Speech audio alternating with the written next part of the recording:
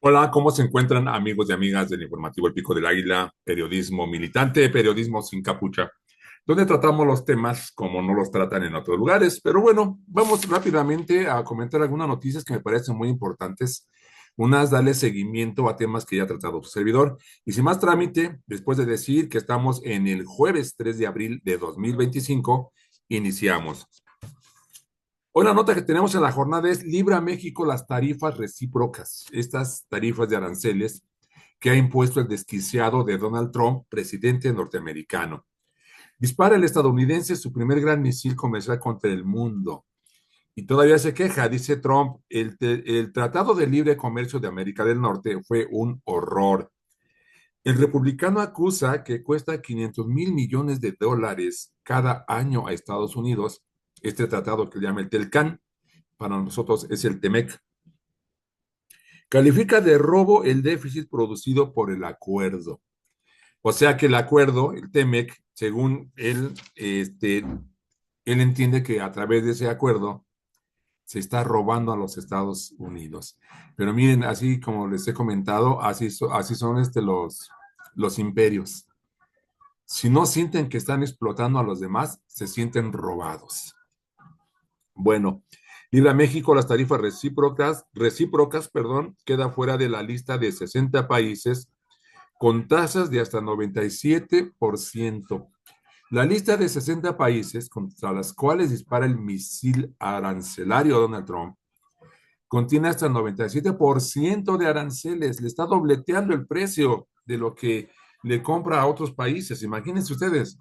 Entre ellos está China, está la India, y hay un tercer país con esos aranceles del 97%. Bienes bajo el TEMEC seguirán exentos, confirma la Casa Blanca. O sea, este fue un chance que nos dio el señor, ya que los bienes, los productos que se dan en el TEMEC como intercambio, o sea, los productos que están amparados por el TEMEC, no van a ser exentos, más bien dicho, de los aranceles. Entonces, pues aparentemente, pues, ay, gracias, Donald Trump, se tiene que agradecer. La mitad de las ventas nacionales no están cubiertas por el tratado. Eso es lo grave. O sea, del 100% que se le vende a los Estados Unidos, la mitad no está cubierta por el tratado. La mitad que está cubierta por el TELCAN o el TEMEC es la que queda fuera de los aranceles. Aunque Donald Trump no dio una fecha o un tiempo en donde van a seguir exentos, se entiende que va a ser de manera definitiva. Dice, anuncian impuestos para la cerveza y sí entran en vigor los aranceles en contra de la industria automovilística, de los automóviles o de las partes de automóviles que se construyen en México. Trump impone nuevos aranceles a 60 países. México y Canadá quedan exentos. Se desconoce qué pasará con el gravamen que el magnate amagó con aplicar a la nación, o sea, México, por temas de drogas y migración. O sea, queda la gran incógnita. Dice el presidente Donald Trump anunció tarifas diversas sobre aproximadamente 60 países con un arancel universal básico del 10% y otros recíprocos calculados para cada uno de los mayores socios comerciales de Estados Unidos. México y Canadá no fueron incluidos en la lista de esos gravámenes. La orden ejecutiva firmada por Trump este miércoles exenta a México y a Canadá, confirmó la Casa Blanca en una hoja informativa que tituló Bienes bajo el TEMEC continuarán viendo un arancel de 0%. Bienes no bajo el TEMEC verán aranceles del 25%. Energía no bajo del TEMEC verá un arancel del 10%. ¿Me explico? ¿Entendieron? Bueno, a partir de la medianoche, dijo Donald Trump, impondremos un arancel de 25% sobre todos los automóviles fabricados en el extranjero, como los que se fabrican aquí en los estados norteños de nuestro país. Eso sí les va a hincar el diente con el 25% de los aranceles. Pero también dejó Donald Trump varios asuntos en el aire, o sea, que no fue claro, no los mencionó. Y, por ejemplo, dice, ¿qué va a suceder con los aranceles generales del 25% que había amagado con imponerlos a México? Ya no insistió y sobre todo dijo que o no dijo si la suspensión iba a continuar. Ya ven que dio chance primero, iba a ser en febrero, luego que no, que hasta marzo, y luego que no, que hasta abril, y sobre eso ya no dijo. Entonces, pues no sabíamos cómo entender eso. Dice el presidente de Estados Unidos, Donald Trump, aseguró que su país ha sido saqueado durante años por otras naciones y sus prácticas comerciales. Como le digo, la soberbia del imperio, estos que creen que todo lo merecen y que se sienten como tocados por una fuerza divina, si no están explotando a los demás, si no están obteniendo ganancias, se sienten robados. Esa es la lógica de este presidente. ¿Qué dijo nuestra presidenta el día de ayer? Por cierto, hoy debió haber expuesto a por ahí del mediodía o las 2 de la tarde la presidenta la respuesta que se iba a dar a la cuestión de los aranceles que Estados Unidos iba a imponer y que de hecho impuso en algunos productos a nuestro país. No he visto la noticia, si estoy leyendo la jornada del día de hoy, pero no he visto lo que la jornada de hoy consigna, que hoy se reuniría la presidenta con su gabinete y algunos gobernadores para dar respuesta a las medidas arancelarias del desquiciado Donald Trump. Pero bueno, dice, Sheinbaum revela hoy plan integral para estimular la economía nacional. Dijo algo muy importante en la conferencia de ayer, ¿eh? Y dijo algo también que no van a entender mucho, sobre todo los fachochairos. No se trata de si tú me aplicas aranceles, yo te pongo más. Sopesen lo que dijo la presidenta. No se trata de si tú me aplicas aranceles, yo te pongo más. Dicen que siempre tiene que haber una voz prudente, una actitud que llame a la cordura, y esa ha estado del lado de la presidenta al decir esto. Pero bueno, horas antes de que Donald Trump anunciara o diera a conocer su plan arancelario para estos 60 países, para México, la presidenta ratificó que este jueves daría la respuesta, y repito, ya la debe haber dado, daría la respuesta a ese embate arancelario de Donald Trump. Al mediodía de hoy, lo que les dije, encabezará el acto fortaleciendo el Plan México en el Museo Nacional de Antropología. Están convocados el gabinete legal y ampliado, gobernadores, legisladores y empresarios. Esto hay que meterse en un rato a ver cómo va esta onda, ¿no? ¿Cuál fue el plan que tiene la presidenta para responder este, a estos aranceles que pone Donald Trump? Sin perder de vista lo que dijo, no se trata de que porque tú me pones aranceles, te voy a poner también a ti aranceles, que es lo que desata la guerra comercial. Y que dice la voz común que a nadie le conviene. Yo creo que a nuestro país menos le conviene una guerra comercial, mucho menos, porque pues, sería ponernos con la potencia. Imagínense cómo vamos a derrotar a la potencia del mundo. Entonces, no nos conviene. Pero bueno, este, y remarcó la presidenta, no es un asunto de si tú me pones tarifas, yo te pongo aranceles. Nuestro interés es el fortalecimiento de la economía mexicana, entre otras, el desarrollo y fortalecimiento de la industria automotriz. Y aquí dijo algo muy interesante, porque va a retomar un plan que realizó la presidenta de aquel entonces en Brasil, Dilma Rousseff. Se los leo para que sea más clarito. Tras señalar que ha estudiado, aunque no implique copiarlo, ha estudiado el programa que instrumentó a la expresidenta Dilma Rousseff en Brasil en 2012, que permitió aumentar de ese año 2012 a 2017 el 75% de la industria automotriz local. Y resaltó la presidenta nuestra, Claudia Sheinbaum. Nosotros lo que queremos es fortalecer la industria de ese sector e implica producir más autos para el mercado nacional. Yo creo que por ahí va el plan, lo que debió haber expuesto nuestra presidenta hoy a las 12 del día. En la respuesta a Donald Trump. Fíjense cómo se van embonando las cosas de una manera muy coherente. La presidenta dijo, no se trata de guerra comercial, de que tú me pones un arancel, yo te pongo otro. No se trata de eso. Tomando en cuenta incluso lo que opina su servidor, que a nosotros menos nos conviene, menos porque no estamos en el mismo nivel de las economías mundiales que Estados Unidos, no estamos a nivel, menos nos conviene. Entonces, ¿cómo se embona eso que dijo la presidenta? Y está buscando una medida alterna, pues los aranceles a la industria automotriz del 25% le va a pegar a ese sector mexicano. Y dijo, estoy estudiando lo que hizo la presidenta Dilma Rousseff cuando en Brasil de 2012 déjenme checar el año, de 2012 a 2017, Dilma Rousseff o Dilma Rousseff hizo crecer la industria automotriz brasileña en un 75%. Y dijo la presidenta, y aquí nos proponemos hacer lo mismo sin que ello implique copiar lo que Dilma Rousseff hizo en Brasil. Pero vean, entonces, la presidenta no es una persona que digamos, pues ya nos puso un arancel, pues ya ni modo, no vamos a contestar igual. No se quedó ahí, dijo, no vamos a ser parte de una guerra que no conviene a nadie, menos a nosotros. Pero eso no quiere decir que no tenga un plan. Y el plan es que esté estudiando lo que hizo Dilma Rousseff, presidenta del Brasil en aquellos años, donde logró incrementar la industria automotriz brasileña en un 75%. Vean la coherencia de la presidenta. Vean cómo no se deja que se le caliente la cabeza.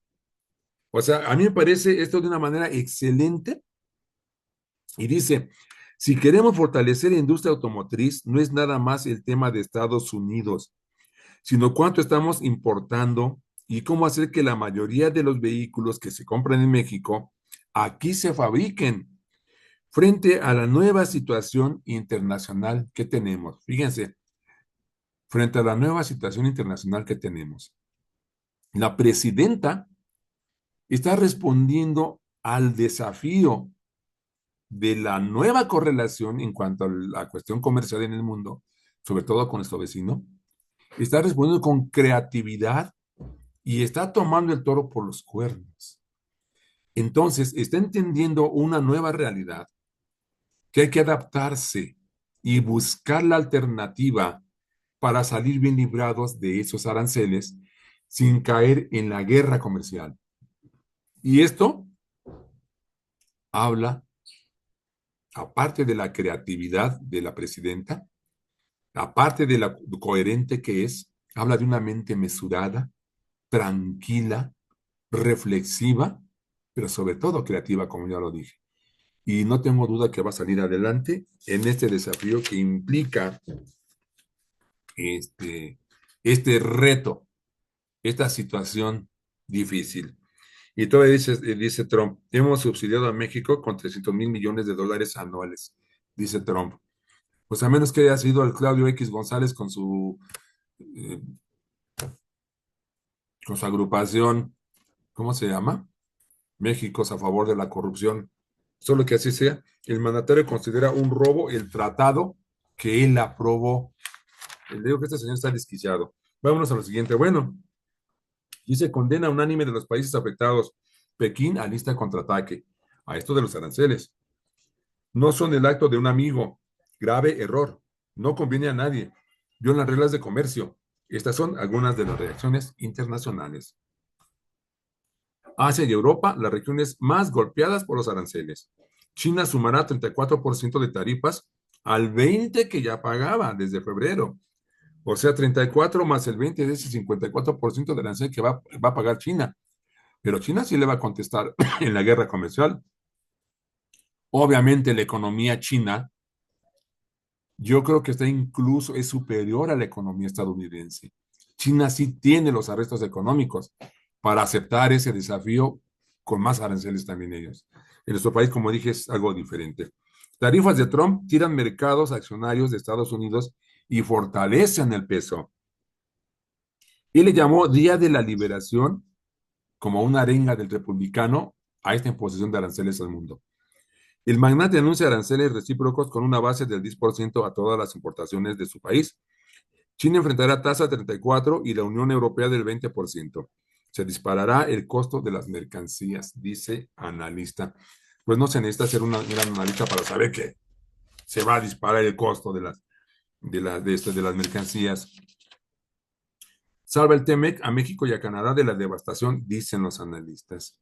Pero bueno, vamos a seguir con otras notas, ya vamos a rebasar eso. Oigan, pues nada más para volverlo a mencionar, crisis en Sinaloa, hasta que el cártel se le acabe el dinero, eso dice un exgobernador priista de Sinaloa, Juan S. Millán.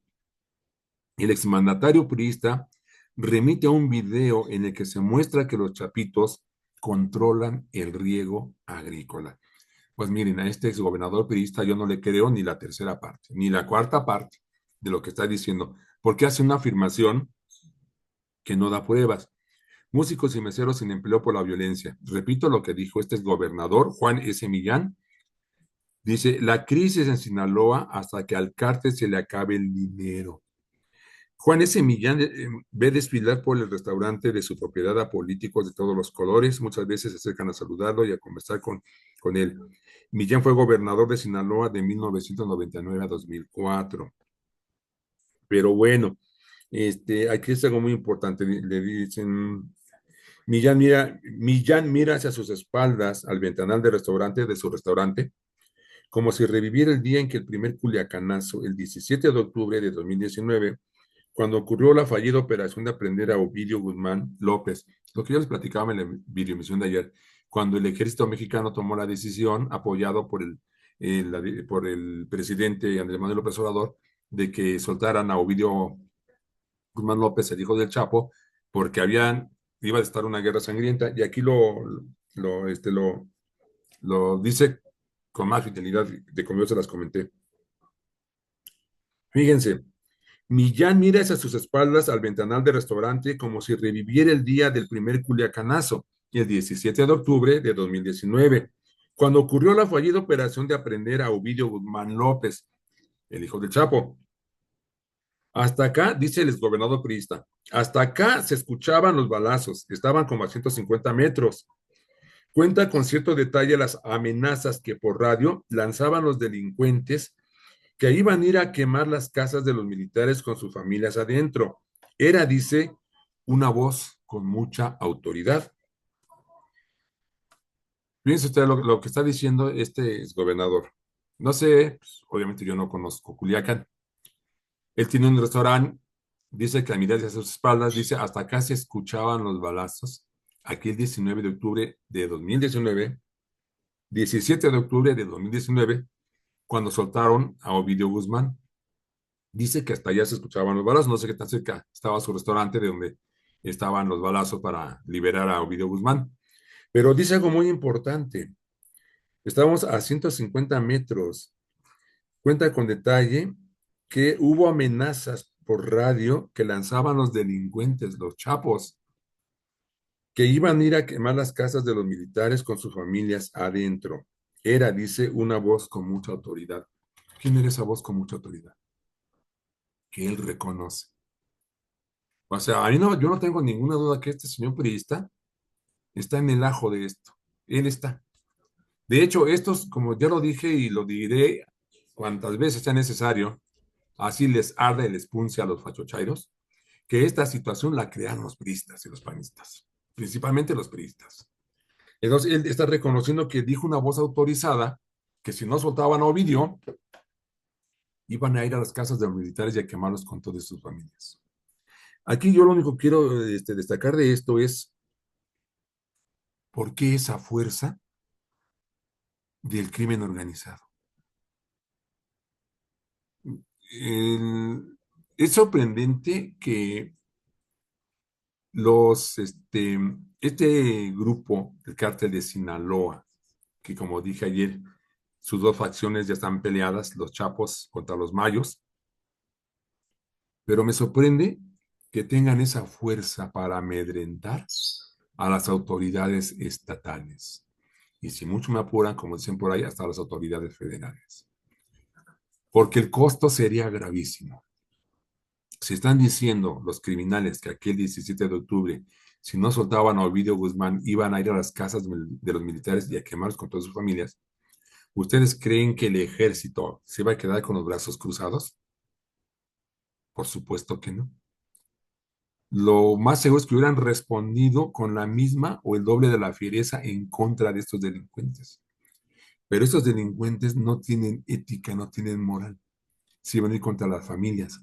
Y les aseguro que no solo contra las familias, sino contra la población. Una manera o un as bajo la manga que tiene el crimen organizado es que si hubiera un enfrentamiento directo con las autoridades federales, ellos yo no dudo que la agarrarían en contra de la población para doblar al gobierno. Estoy súper seguro. Por eso me sorprende, al mismo tiempo que me sorprende que tengan ese poder de utilizar como rehenes a las autoridades estatales y poner un freno a las autoridades federales, no es porque no se tenga la capacidad militar para derrotarlos, es que el pueblo pagaría un alto costo en vida si se da este enfrentamiento directo. Pero la pregunta que se la repito, ¿y cómo se va a acabar esto? Dice el exgobernador priista, hasta que se les acabe el dinero al cártel de Sinaloa. Y por esto hay una parte donde dice que ya falta poco. Pues en verdad no lo sabemos. Pero es triste este tipo de cosas, la situación que sigue imperando allá en Sinaloa, con nuestros hermanos culichis, en especial con ellos, los habitantes de Culiacán. Vamos con una nota para cerrar esto. Ah, pero antes de, ¿qué creen? Algo relacionado con el Cuauhtémoc Blanco, el flamante diputado ahora morenista que fue gobernador de Morelos bajo las siglas del Partido Encuentro Social, el PES. Y que yo hace una pregunta que qué le debe Morena a Cuauhtémoc para haber impedido su desafuero. Al final de cuentas, no iba a ser, ¿cómo decir? No iba a ser juzgado por la Cámara. La Cámara no iba a decir es culpable y te desaforamos, no. Le iban a desaforar para que él enfrentara los cargos que le está haciendo su media hermana. Y sobre eso quiero leerles. Hermana del Cuau no está muy violable, dijo el priista Cavazos Lerma. ¿Cómo lo ven? Hermana del Cuau no está muy violable, priista Cavazos Lerma. Híjole, estos políticos. Echan a exgobernador de Tamaulipas de la Secretaría de Operación Política del Tricolor. O sea, Cavazos Lerma también fue un gobernador del PRI, nada más que él en Tamaulipas, y él fue el que dijo eso. Y por eso le echaron de la Secretaría de Operación Política del PRI. Dice, no está muy violable que digamos, dijo el exgobernador de Tamaulipas, Manuel Cavazos Lerma, durante una conferencia de prensa con integrantes de la dirigencia local del Partido Revolucionario Institucional PRI en la capital de esa entidad, al referirse a la media hermana del diputado de Morena, Cuauhtémoc Blanco, quien acusó al futbolista de intento de violación, la hermana del Cuau. Y esto que dijo Cavazos Lerma, híjole, suena chusco, no puedo evitar la risa, pero no está muy violable. Esto lo echaron por misógino. Vamos a seguir leyendo. Tras una oleada de críticas, el presidente nacional del PRI, Alejandro Moreno, anunció la destitución de Cavazos Lerma como secretario de Operación Política del Comité Ejecutivo Nacional, CEN, mientras la dirigencia estatal del tricolor en esta entidad reconoció que fueron declaraciones misóginas y machistas. Y el Alito lo destituyó de la operación política del PRI. ¿Vienen ustedes quién lo destituye? Un hipócrita de veras se muerde la lengua el pinche Alito Moreno. Ay, perdón, se me escapó lo de Alito. Digo, se me escapó lo de lo otro, ¿no? Oigan, Alito Moreno les pedía fotos de sus PAC a aquellas diputadas o senadoras plurinominales para darles precisamente esa candidatura plurinominal. Y se escandaliza, que claro que está mal que haya dicho Cavazo Lerma eso, de que Lerma no está muy violable. O sea, pues, ¿de qué se trata, no? Pero vean la hipocresía de Alito Moreno. Lo destituye, que está bien, eso no me importa. A mí lo único que llama la atención es que él era igual o peor. O sea, él le pedía fotografías íntimas a todas aquellas mujeres que querían una candidatura plurinominal donde se va sobre seguro. Eso recordarán que ustedes hace un par de años en los martes del Jaguar lo dio a conocer esta señora que ya cayó de mi gracia, Laida Sansores. Ella se acusó que les pedía y él se escandaliza por esto. Hipócritas. No, les digo, la derecha, aparte de ladrona y corrupta, es bien hipócrita. Pero bueno, luego de rechazar que la Cámara de Diputados haya algún acuerdo entre Morena y su partido, y el priista quien gobernó el Estado de 1993 a 1999, intentó defender los votos de los diputados de los legisladores del tricolor que apoyaron el no desafuero de Alito, digo de Cuauhtémoc. Intentó defender los votos de los diputados de los legisladores del tricolor ante la petición de desafuero que se debatió en San Lázaro la semana pasada. Señaló que con las acusaciones contra el gobernador de Morelos, a Cuauhtémoc ya lo juzgaron, ya lo fusilaron, ya lo colgaron, ya es culpable, sí, pero en un país democrático todos son inocentes hasta que les prueben lo contrario. Entonces a Cuauhtémoc Blanco primero tiene que probar que intentó violar a la hermana, que no está muy violable, que digamos, ¿verdad? Pero también tiene que demostrar otro tipo de delitos que le están atribuyendo, como es el de peculado, el uso de nivel de función, etcétera. Bueno, ¿qué quiso decir? Pues yo creo que es obvio, ¿no? O sea, no está muy antojable, ¿no? Pues, o sea, ¿qué con eso quiere disculpar a Cuauhtémoc Blanco? Ahora, pues déjame decirle que si Cuauhtémoc Blanco no teme enfrentar la ley, es porque algo hay de eso, ¿no? Es que si lo, digo, si él se supiera inocente, si supiera que es una especie de venganza de su media hermana, que es un coraje familiar, pues dirá, órale, yo voy sin el fuero, va. Pues es una mentira, a ver cómo lo va a probar, ¿no? Pero pues, donde le da miedo enfrentarla sin fuero, es que algo hay de eso. Lo increíble es que ese tipo de cosas no tienen que ver con la política y lo están sacando. Pero bueno, en verdad que, pues sí, son cosas que llaman mucho la atención. Vamos a terminar con esta nota, esta ya no es. ¿Ustedes vieron de esta señora que mató a dos personas porque ocuparon su vivienda? Y de hecho, pues hay un gran debate en esta cuestión donde dice, mujer ataca a balazos a presuntos invasores de una vivienda en Chalco. La detienen junto con dos supuestos cómplices, dos muertos y un menor heridos tras la agresión. Carlota N., la señora es octogenaria, me parece, tiene 80 años. Carlota N. fue aprehendida por el homicidio de dos personas perpetrado el martes frente a un domicilio de la unidad habitacional ex Hacienda de Guadalupe en el municipio mexiquense de Chalco, ex Hacienda de Guadalupe. Una mujer de la tercera edad acompañada de dos sujetos disparó contra un grupo de personas que presuntamente la despojaron de su vivienda de interés social en la unidad habitacional ex Hacienda de Guadalupe, ubicada en el pueblo de la Candelaria, Tlapala, y se negaban a desocuparla.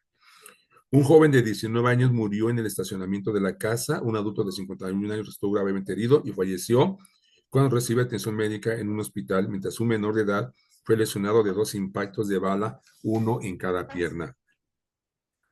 La agresión se cometió la tarde del martes frente al domicilio marcado con el número 1620B de la citada unidad habitacional, pero apenas ayer se conoció debido a la difusión de un video que de inmediato se viralizó en las redes.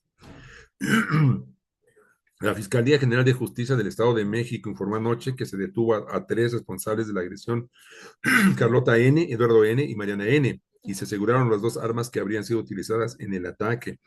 Según la grabación difundida en redes sociales, los agresores se desplazaban en un vehículo compacto color gris, una mujer de aproximadamente 50 años, un hombre de alrededor de 35 años y la mujer de la tercera edad. Los dos últimos portaban armas tipo escuadra. El video de 2 minutos y 15 segundos de duración se inicia cuando las tres personas, o sea, la viejita y sus dos acompañantes, inicia cuando se bajan del automóvil. La adulta mayor es la primera que saca el arma de fuego, seguida por el hombre que traía la suya oculta en la chamarra. Al inicio de la grabación se escucha una voz masculina que exclama, grábalo, grábalo, grábalo. Trae pistola, súbelo en vivo, trae un arma de fuego, llámale a los vecinos, háblale a los vecinos, córrele, carnal. Eso dice el video. Bueno, dicen que eso dice el video.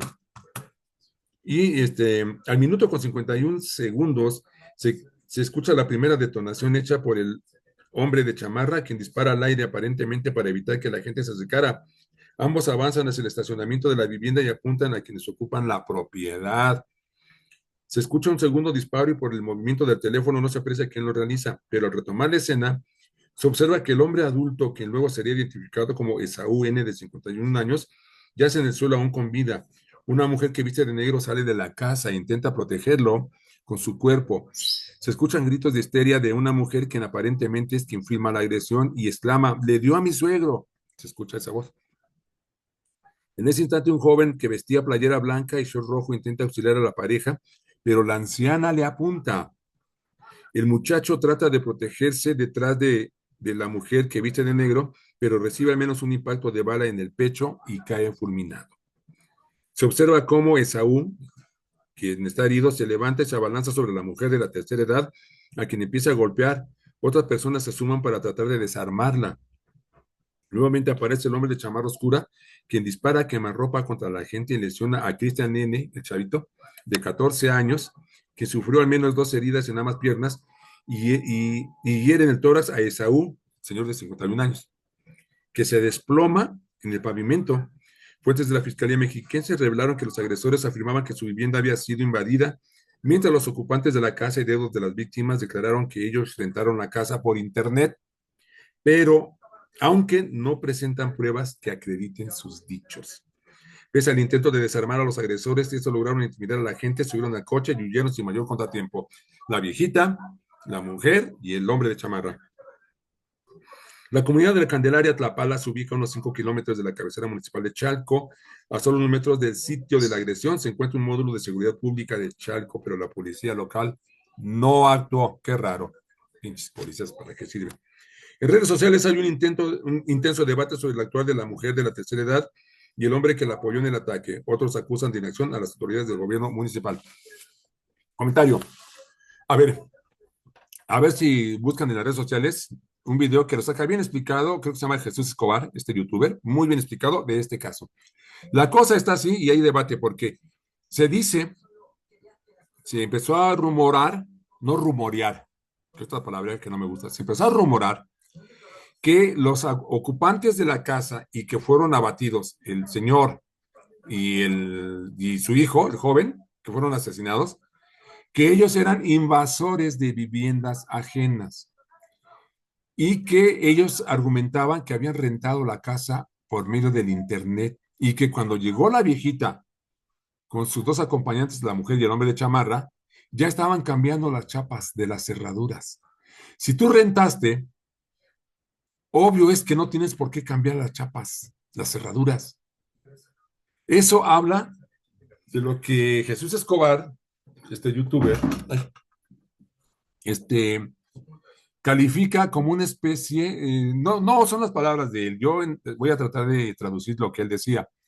Esta es una especie de acuerdo contubernio que se da entre invasores de viviendas, autoridades locales, entiéndase policías, entiéndase incluso también algunos juzgados, donde se invaden casas, se les cambia cerraduras y se argumenta por medio de papeles apócrifos que compraron la casa o que la rentaron. Y cuando llegan los verdaderos dueños, se la hacen de tos, pero no les hacen caso. Yo la renté, yo la compré y usted no puede hacer nada. Y las autoridades no hacen absolutamente nada. Ahora, también mencionó este youtuber, o no sé si fue otra lectura que hice, de que la anciana, la señora de la tercera edad, creo que no Carlota, la señora Carlota, ya había levantado un acta de invasión de propiedad en las autoridades judiciales, que no hicieron nada. Entonces, si esto se confirma, que ya había un acta levantada por invasión de propiedad privada de parte de la anciana, si se comprueba que no la rentaron por internet porque no dan pruebas, estos señores, creo que la señora debe salir libre. No es cualquier cosa echarse a dos cristianos, ¿eh? Pero aún así, creo que la señora Carlota debe ser exculpada si se confirma que es un amafiamiento de invasores de propiedades y en contubernio con autoridades judiciales y procuradoras de justicia, ¿no? Esto debe de esclarecerse. Y esto es muy conocido, ya se ha comentado en otras ocasiones. Hay agrupaciones. También se dijo que estas personas que estaban invadiendo la casa bajo el cuento de que la rentaron por internet pertenecen al campamento 1 de octubre. Y esta agrupación se hizo famosa allá por los 80s, 90s, porque efectivamente ponían sus campamentos en la vía pública y que yo recuerde se dedicaban a gestionar viviendas abandonadas para el uso de su gente. Entonces se dijo, si este rumor también se comprueba que son integrantes del campamento 1 de octubre, ahí tenemos cómo se trabaja, se sigue trabajando con amafiamiento de autoridades. Y yo creo que la señora Carlota pues debe de salir libre. También sus acompañantes. Si se comprueba que la propiedad es de ellas y que las querían despojar, oye, pues ¿qué te queda? Y las pinches autoridades no te ayudan. Esto no disculpa, nadie puede tomarse la justicia por su mano, pero hay que entender que en la desesperación de que nadie te pela, de que nadie te hace caso y te están robando tu casa a plena luz del día, oye, se entiende una actitud como la de la señora. Pero bueno, vamos rápidamente. Regresa Mario Marín Torres al choferezo de Almoloya de Juárez.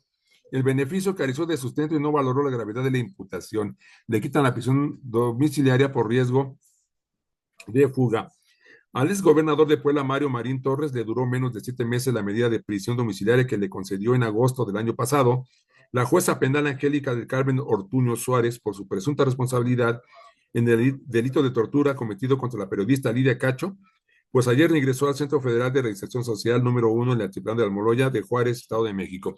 Ustedes saben que Mario Marín era gobernador de Puebla en aquellos entonces, y Lidia Cacho había sacado un libro que se llama Los demonios del Edén, donde habló de una red de pederastia, donde estaban implicados algunos políticos, entre ellos Miguel Ángel Yunes Linares, el padre de este senador que fue rechazada por cierta su filiación a Morena, Miguel Ángel Yunes Márquez. Entonces, Lidia Cacho saca todo, yo no leí ese libro, Los demonios del Edén, de cómo encontraron niñas violadas, niñas de menos de 10 años. Y entre los políticos se mencionó a Miguel Ángel Yunes Linares. Estaba Kamel Nasif, un empresario de la mezclilla, y Zúcar Kuri, otro también de origen libanés, que estaban metidos en eso, en la red de pornografía, no que pornografía, pues de abuso infantil, vamos, no sé cómo se tipifica el delito, pornografía, violación, no sé cómo, pero bueno, incluso Lidia Cacho, perdón por la crudeza que le voy a comentar, Lidia Cacho logró demostrar que una niña de escasos 7 años, discúlpeme si no soy exacto, pero tenía menos de 10 años, ya tenía los genitales como de una mujer adulta.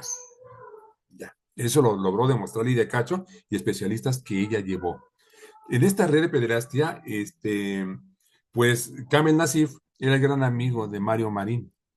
Y Mario le pidió ayuda y se hizo famoso Mario Marín, el gober precioso, porque le echó la manota a este pederasta y en una llamada telefónica, que no sé cómo la obtuvieron, él, Carmen Nasir dice, sí, mi gober precioso, ahí se le quedó mi gober precioso, porque el gober precioso mandó a apresar a Lidia Cacho, la mandó a encarcelar y le aplicó tortura.